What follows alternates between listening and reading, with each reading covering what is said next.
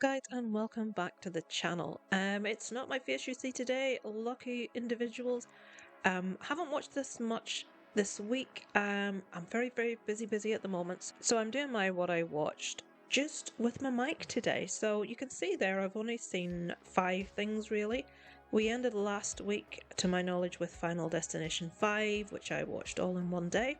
So the very next day I watched a pretty old movie there, you can see 1985, this is Silver Bullet. So this takes me right back to my childhood. This is a very early werewolf movie, it stars Corey Haim and Gary Busey.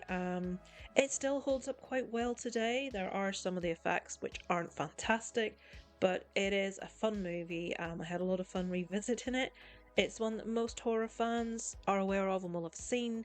If you haven't and you like horror, check it out for a little bit of what was good in the 80s. That's Silver Bullet. A couple of days later I watched a little movie called Jules. Now I was sort of intrigued by this one. So we have Ben Kingsley, Harriet Sansom Harris and Jane Curtin. Jade Kwan has a smaller role in there. So this stars Ben Kingsley as a guy who lives on his own, it says here elderly, suburbanite with memory problems. So an alien crash lands in his back garden and people don't really take him particularly seriously. They don't think that it has. They think because he's got a few memory problems that perhaps he's imagining things. This is just a really sweet little movie about him and about 2 friends of his and this alien, and the bond that is formed with this alien, and how even though the alien does not speak one word for the entire movie, they're a very good listener, and a lot of problems are worked out by having someone to talk to. So Jules, I gave a 3.5 out of 5. I thought it was really sweet. There are a lot of people I feel won't enjoy this because there's no massive happenings. It's just a nice little movie. Directed by Mark Turteltaub, I think that's how it's said. I would recommend it to movie fans that just like to watch something a bit different. So, I'm not going to spend any time talking about this. It snows in Benidorm.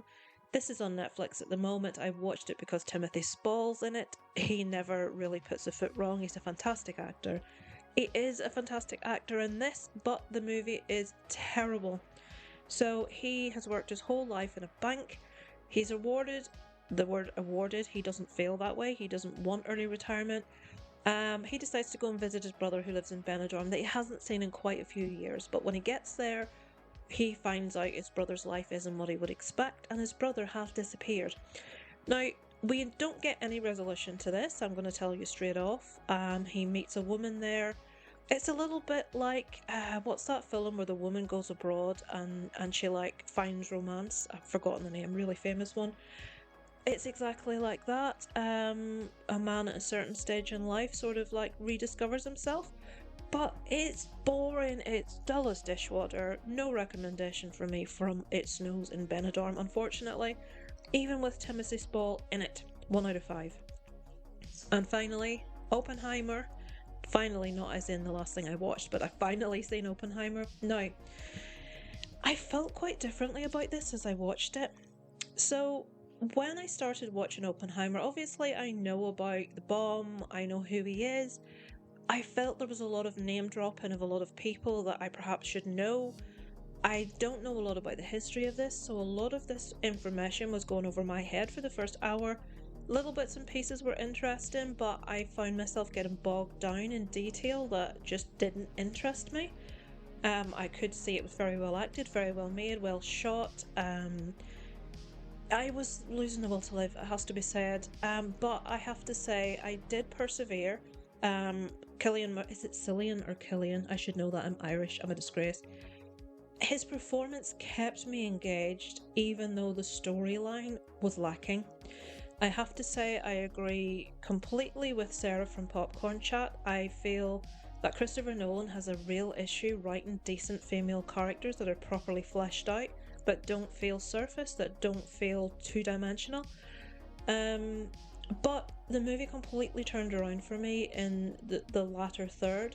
I really started to enjoy it when we properly got into the implications of what Oppenheimer knew he had done, how he felt, how they tried to pin everything on him.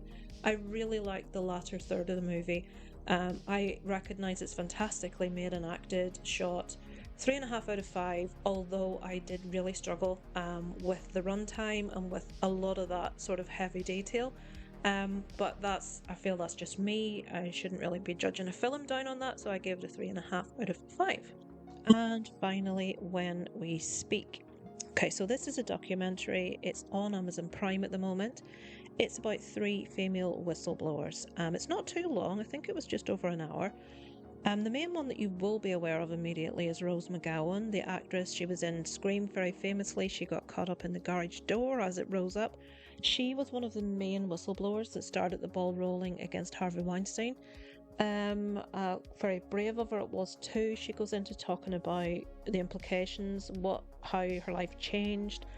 We have another lady who was a whistleblower with regards to the government going into a war in Iraq, where they didn't have proof of what they said they did, and people were being killed. The war had been started under false allegations. And the last one was a lady that worked for Oxfam, who had discovered that there were members of staff taking advantage of the victims, women they were supposed to be helping, like in the middle of earthquakes, in the aftermath. They were, in some cases, paying these women for sex because they knew, they were really struggling, they needed help, they were using them, and in some cases they weren't paying, they were forcing themselves on these ladies. And they very much did try to keep her quiet, with the guilt trip that if she were to come forward, think of the damage that it would actually cause to the charity at Oxfam. People would stop donating, the victims would suffer. So it goes into the ins and outs behind each of those cases. If you can hear noise, I do apologise. Dobby has returned from a walk and she's being rather vocal. Dobby the dog, not Dobby the elf. So those are what I've listed here. I have to actually tell you though about a documentary I watched last night. It's not listed on Letterboxd. It's called The Other Mrs. Jordan. I will put some images up for you. And this goes into the story. One woman started this ball rolling against this guy who pretended he worked for the CIA. It's very similar to a documentary I watched a few years ago and I discussed on here, but this guy is just ridiculous. He has got so many partners in so many countries. He's got wives, he's got girlfriends, I think there were about 12 children in the end. The different stories he's telling these women, how he's cheating them out of money. It was a really, really interesting documentary. I thoroughly recommend it. It was on, if you're in the UK, it's on ITVX. I don't know if it's on any other platforms if you're outside of the UK or Ireland, but ITVX is where I watched it and I would thoroughly recommend. It was really, really eye-opening. Well, that's it for this week, folks. Not too many things. Apologies for the different kind of video. Maybe you preferred it. You didn't have to look at my mug. So I will be back next week again with what I watched. I'm hoping to get to the cinema to see Thanksgiving this week. It's been a while since I've got to the cinema. Thank you so much for watching, guys. I shall check in with you next week. Over and out from Lisa Loves.